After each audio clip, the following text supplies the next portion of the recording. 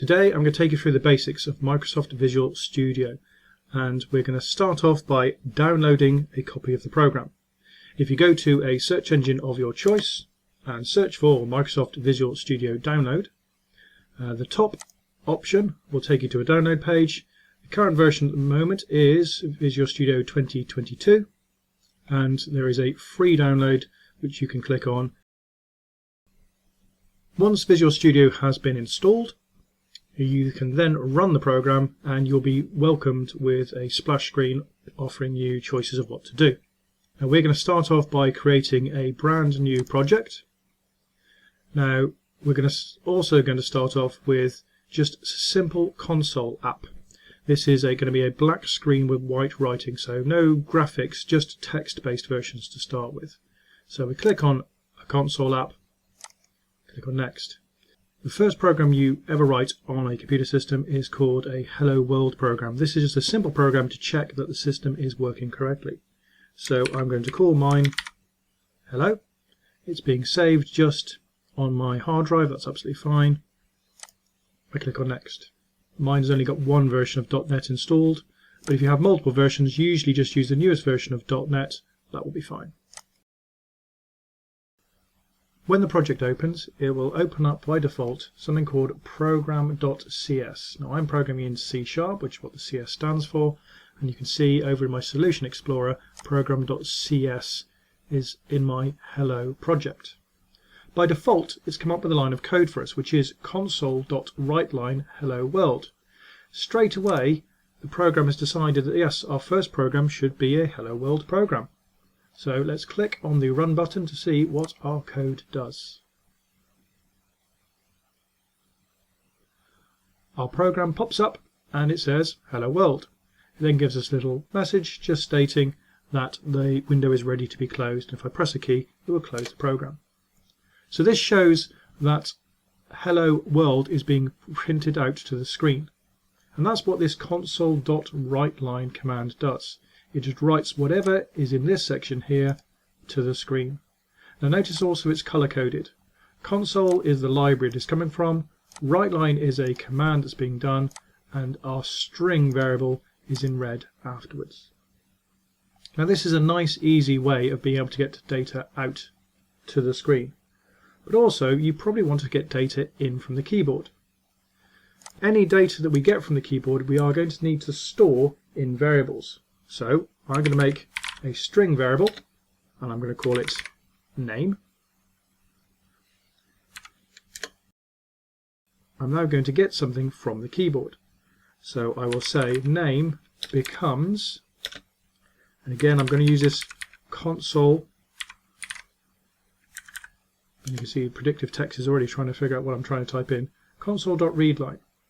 A console.readline will get something from the keyboard, all the buttons I press on the keyboard until I press return, and it will store it in that variable called name. Name is a variable, a place where I can store something. In this case I'm storing a string. A string is numbers and letters and characters, anything from the keyboard. Now instead of saying hello world, why don't we say hello and then the person's name. Now the curly brackets with the 0 in mean use the variable here that I'm going to type in called name, and 0 means it's the first one. If I was to put another variable, as I've only got one variable, let's just put the word, as I've only got one variable, let's just put the word name again. 0 would be this item, and then if I put a 1 in the bracket it would be this item. But as we've only got one, it's just 0. Let's check if this program works. It will take a name from the keyboard and print out hello and that person's name. So it's waiting for me to type in a name, so let's type in Steve. I press return and it says hello Steve.